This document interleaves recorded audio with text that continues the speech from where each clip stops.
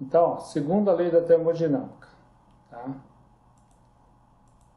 Então, nós temos aí os aspectos dela, né? Qual um dos objetivos dela é prever os sentidos dos processos, tá?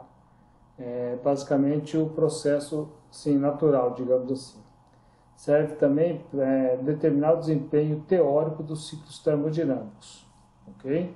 Por enquanto, a gente só viu agora estudando como calcular potência de um compressor, potência de turbina, a taxa de transferência de calor num trocador de calor e assim por diante, tá? Nós ainda vamos estudar nessa segunda lei os ciclos termodinâmicos simplificados, tá? Vou mostrar os três principais tipos, né? Vou mostrar os equipamentos que existem, mas a gente vai estudar só os casos, os ciclos simplificados, e é mais para frente que a gente vai estudar em termodinâmica 2, que a gente começa a estudar o primeiro ciclo termodinâmico. Bom, definir uma escala de temperatura independente das propriedades de qualquer substância. Bom, então, esses são alguns aspectos da segunda lei, né?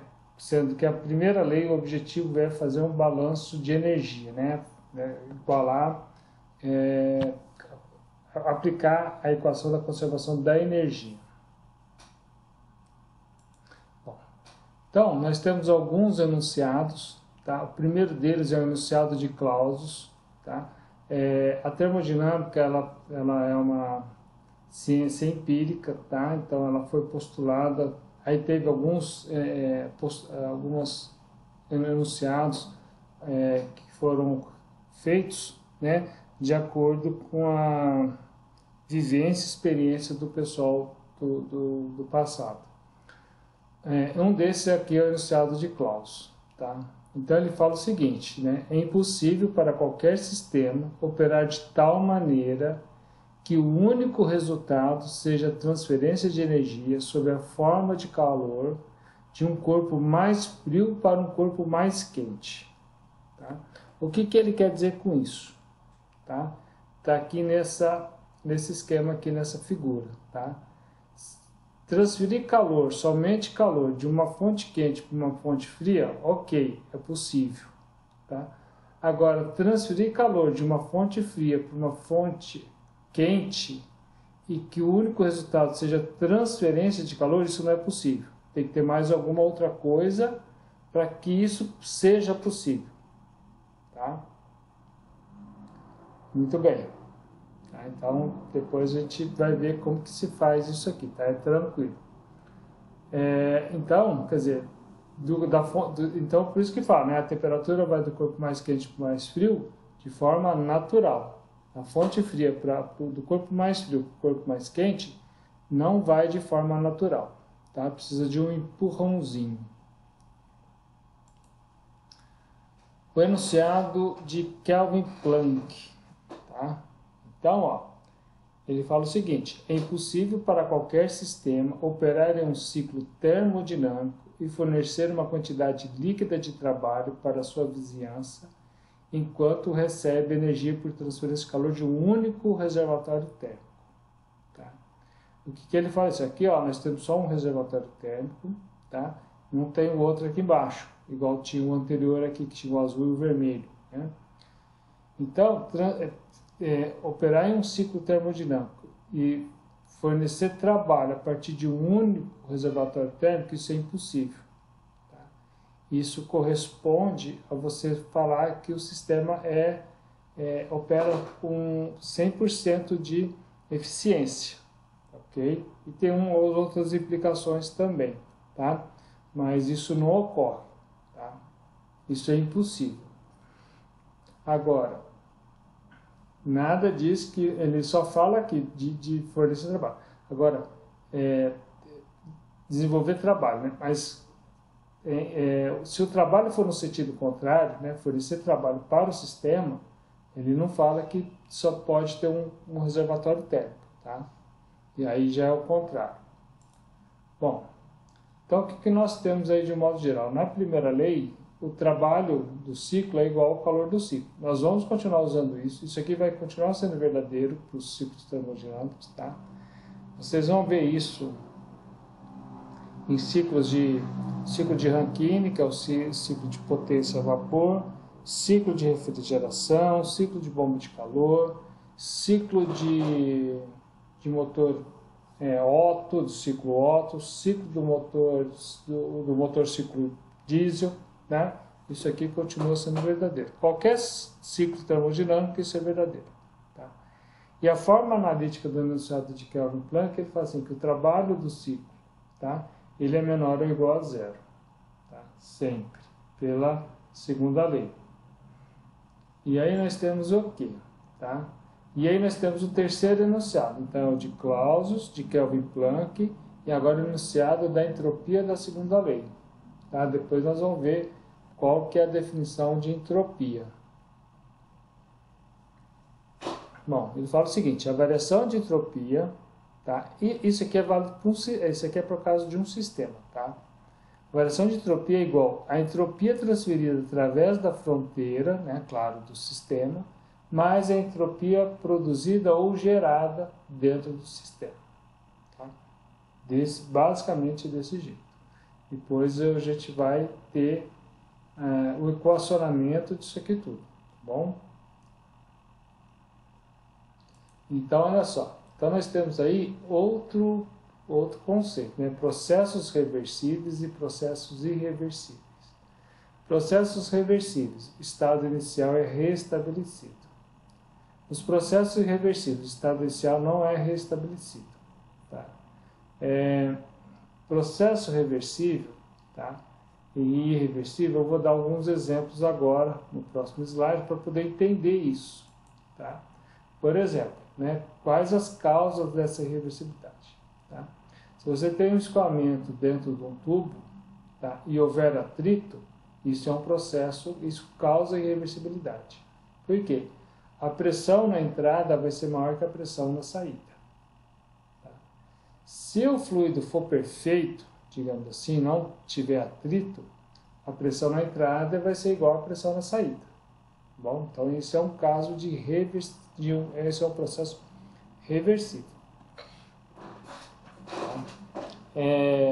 De um modo geral, existe o atrito do fluido, existe o atrito entre os componentes mecânicos aí de um determinado sistema, determinado componente aí, de um determinado volume de controle, igual turbina, compressor, bomba, tá? 2. Corrente elétrica que passa através de uma resistência. Tá? É uma causa de irreversibilidade. 3. Deformação inelástica. Tá? Porque ela não volta mais ao que era antes. Letra 4 aqui, transferência de calor entre dois corpos com uma diferença finita de temperatura. Tá? Por exemplo, quando um objeto perde calor, por exemplo, para o ambiente, tá? Igual acontece, por exemplo, no condensador da geladeira. Tá? Ele vai perdendo calor. Tá? Ou numa tubulação que vai da caldeira para a turbina, né? Se ela perde calor, isso é uma causa de reversibilidade. Expansão não resistida de um gás até uma pressão menor. Tá? Então, você tem um compartimento que está pressurizado, se você abrir a tampa, né, desse reservatório, o gás vai ficar igual à pressão ambiente. Tá? Ele vai se igualar. E reação química espontânea também é uma causa de reversibilidade. Tá? Mas essa reação química a gente não vai trabalhar com reações químicas em termodinâmica. Mas tem termodinâmica aplicada à parte química também. Tá? Processos internamente reversíveis. Tá? Então nós temos aí a ausência de irreversibilidades internas. Tá? Então, a gente vai considerar, isso isso vem dessa questão de processos reversíveis. E nós vamos considerar que as propriedades intensivas são uniformes. Tá? O que isso significa? Que elas não vão variar na seção. Ok? E aí, pegando aquele enunciado de Kelvin Planck, que o trabalho do ciclo é menor ou igual a zero, ele vai ser menor que zero quando houver presença de reversibilidade, e vai ser igual a zero quando houver ausência de reversibilidade, ou seja, quando ele for reversível. Tá? Muito bem. Então, ó, nós falamos dos enunciados, tá, da segunda lei, e agora nós vamos falar um pouco dos ciclos termodinâmicos básicos. Então, nós temos aí os ciclos termodinâmicos de potência simples, de refrigeração por compressão simples e de bomba de calor. Tá? Esses são os 3 ciclos termodinâmicos. O de refrigeração e o de bomba de calor, eles é o mesmo ciclo de refrigeração, ele é um só. Tá? Mas eles têm objetivos diferentes. Okay? Aqui nós temos um ciclo de potência de vapor simples. Tá? Nós temos a caldeira, okay? Cujo objetivo é aquecer o vapor. Tá? O vapor entra aqui como líquido comprimido, tá? E vai sair como vapor superaquecido. Tá?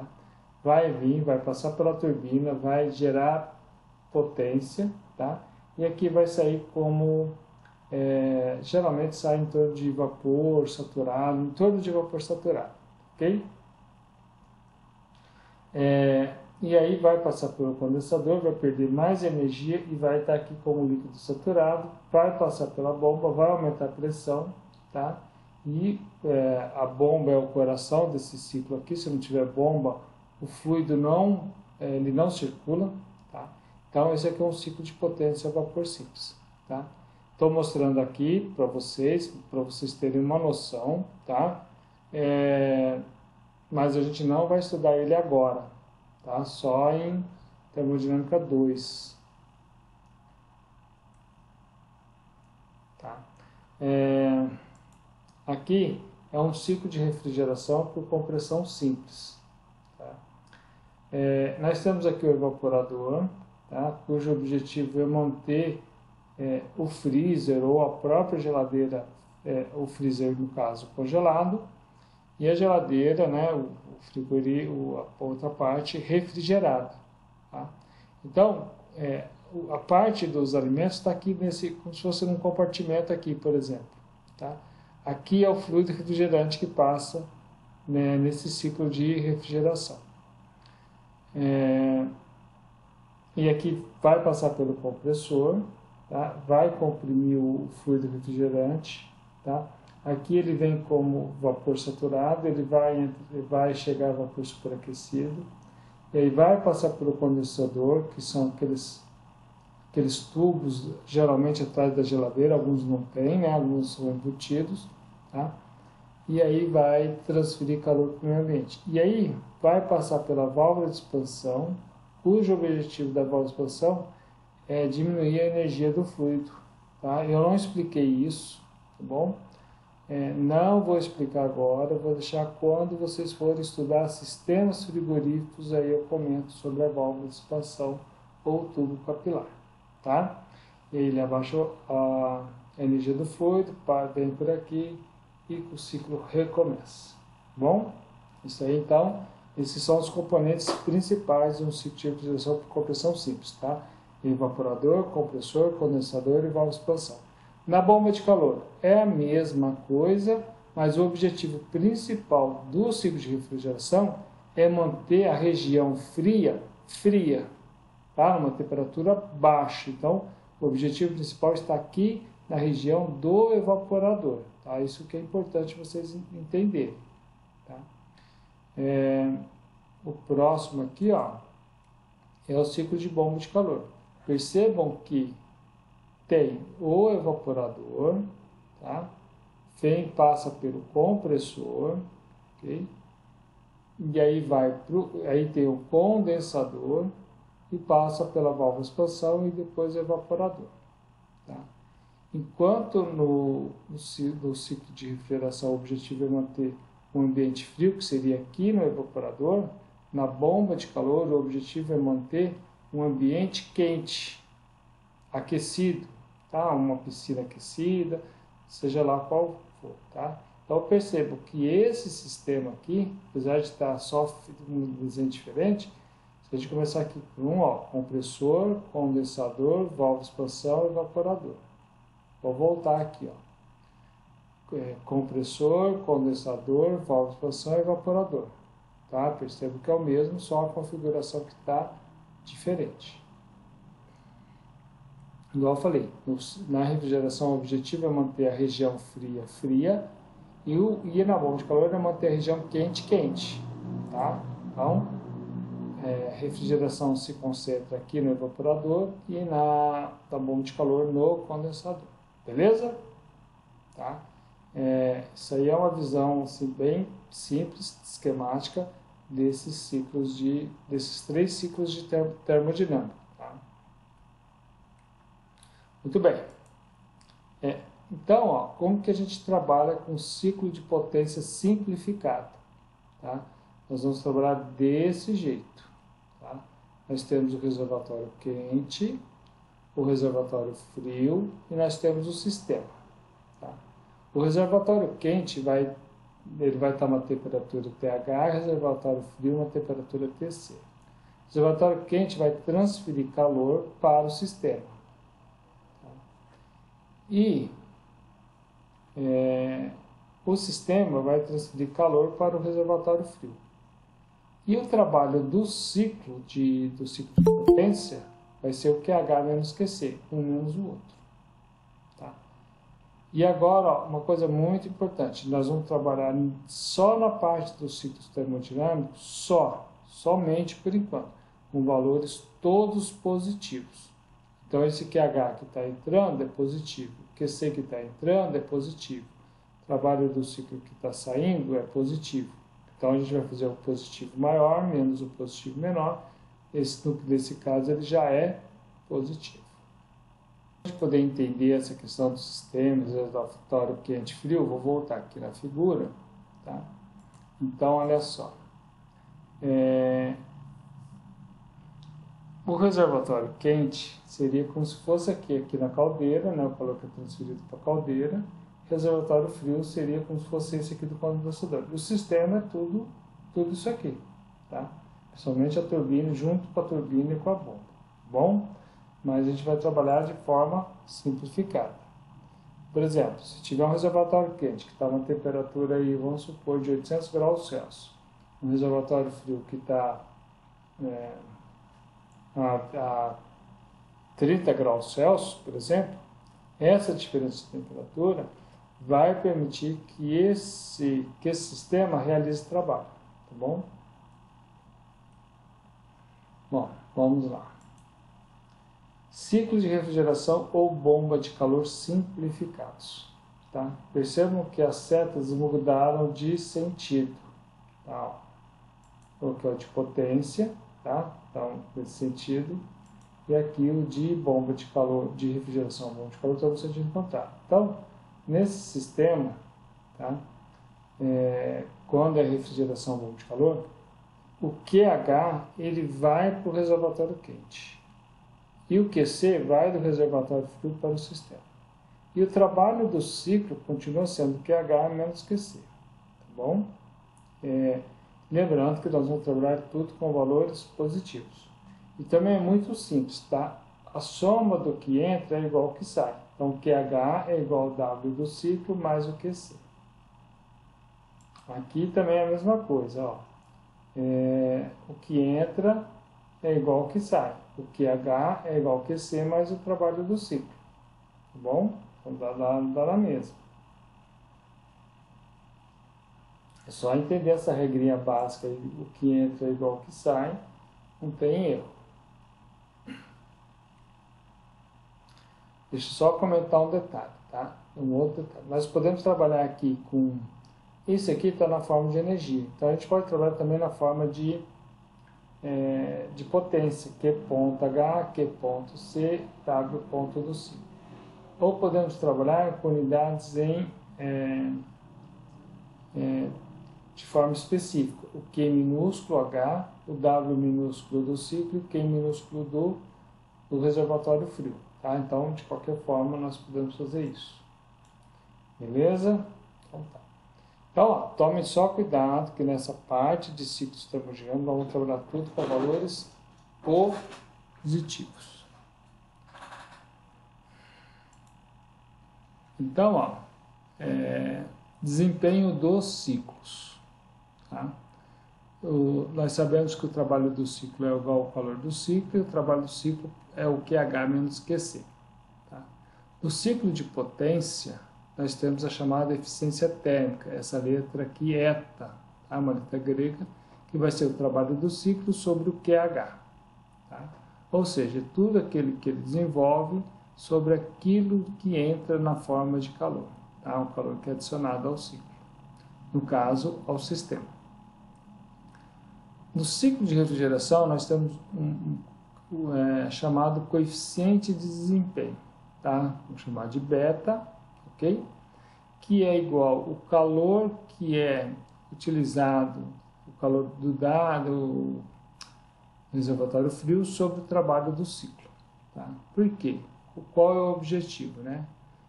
O objetivo é manter uma região fria, então nós estamos trabalhando com QC, tá? O da região fria ali, né, que está relacionado com a temperatura TC. Tá? E esse trabalho do ciclo é o trabalho que é necessário para manter essa região fria. A bomba de calor, tá, também é coeficiente de desempenho, alguns chamam de coeficiente de eficácia, tá, pessoal? É o gama, só que agora é o QH. Por quê? O objetivo é o quê? Manter uma região quente. Então, qual é o calor que você tem que transferir para a região quente, tá? E qual é o trabalho que vai ter que ser realizado sobre o sistema. Tá? Então, ó, no ciclo de refrigeração, é o calor que você precisa retirar da região fria para manter a região fria. No bomba de calor, é o calor que você precisa enviar para a região quente para manter a região quente. Tá? Eu não coloquei aqui, mas sempre é sempre. Gama vai ser sempre vai ser igual a beta mais 1. Tá? Gama é igual a beta mais 1, por causa da matemática aqui. Tá bom?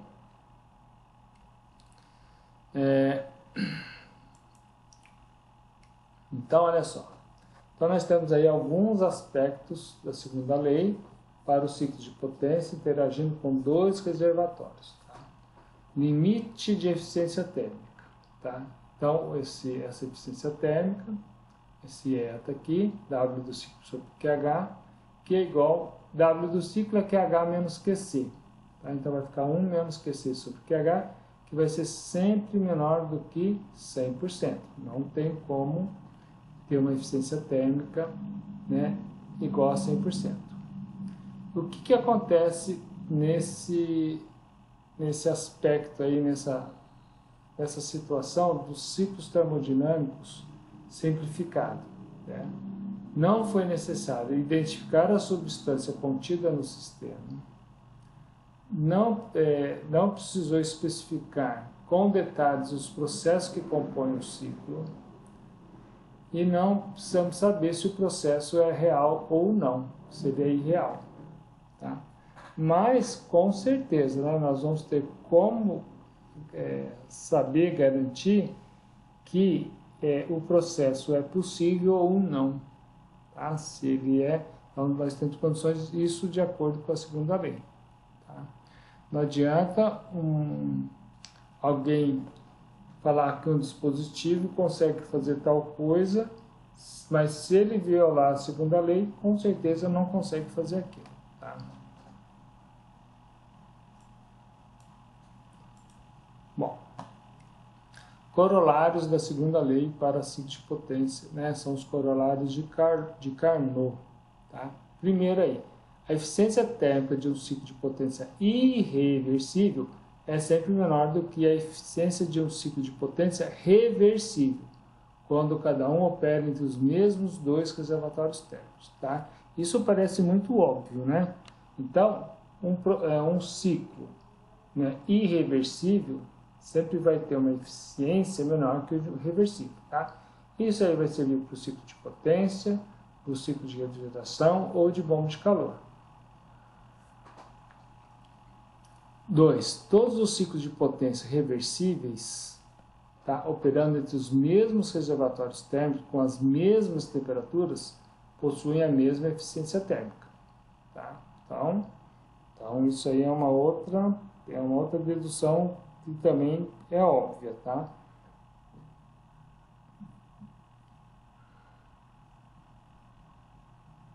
Lembre que aqui, ó, Nós estamos falando dos ciclos de potência reversíveis, tá? Não de um ciclo de potência irreversível. Depois vocês vão ver por quê, tá? Bom, na verdade, ó, deixa eu voltar. Isso aqui, ele fala isso, porque a eficiência térmica de um ciclo de potência reversível é baseada nas temperaturas do reservatório quente e frio, tá? E a eficiência térmica de um ciclo de potência irreversível é baseado no trabalho do ciclo e no calor que vem do reservatório quente. Então, esse caso do irreversível é baseado no trabalho do ciclo e no QH. Mas o de baixo aqui, o ciclo de potência reversível, é baseado na temperatura TC e TH. Bom, então tá aqui, ó. O coeficiente de desempenho para um ciclo de refrigeração, o beta, né? É QC sobre o trabalho do ciclo, que é QC sobre QH menos QC, ok? Coeficiente de desempenho para uma bomba de calor, tá? O gama, QH sobre o trabalho do ciclo, que é igual a QH sobre QH menos QC. Então, ó, e aí tem, né?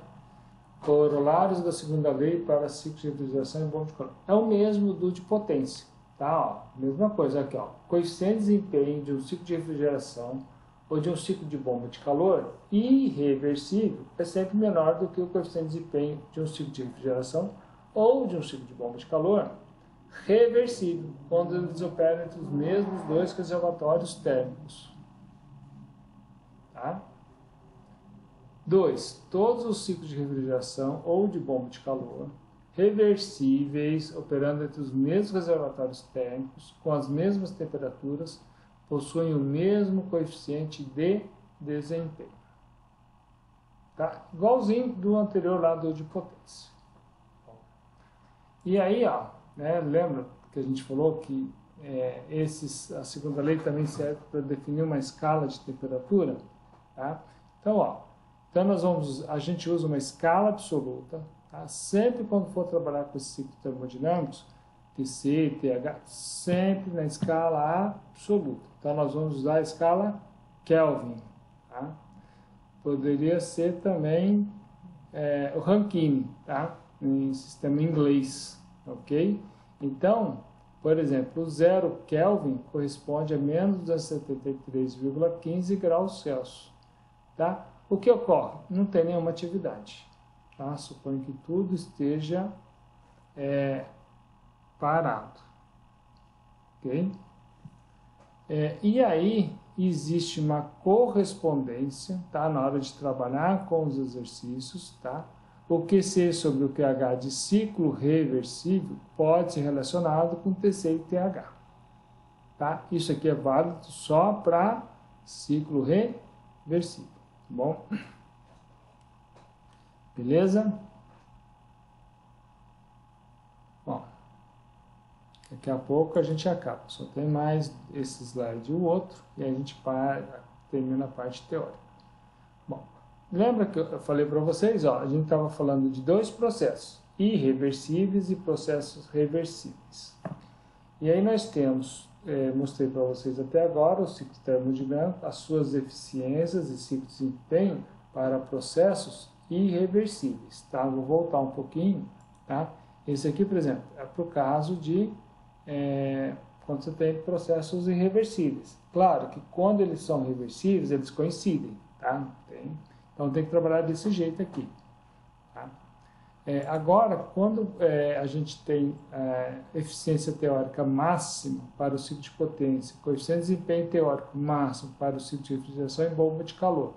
Então, ó, essa eficiência térmica máxima, ela pode ser chamada de eficiência térmica máxima, eficiência térmica de um processo reversível, eficiência térmica teórica, tudo a mesma coisa, tá? Então, essa eficiência máxima vai ser o TH menos TC sobre o TH, que vai ser igual a 1 menos TC sobre o TH.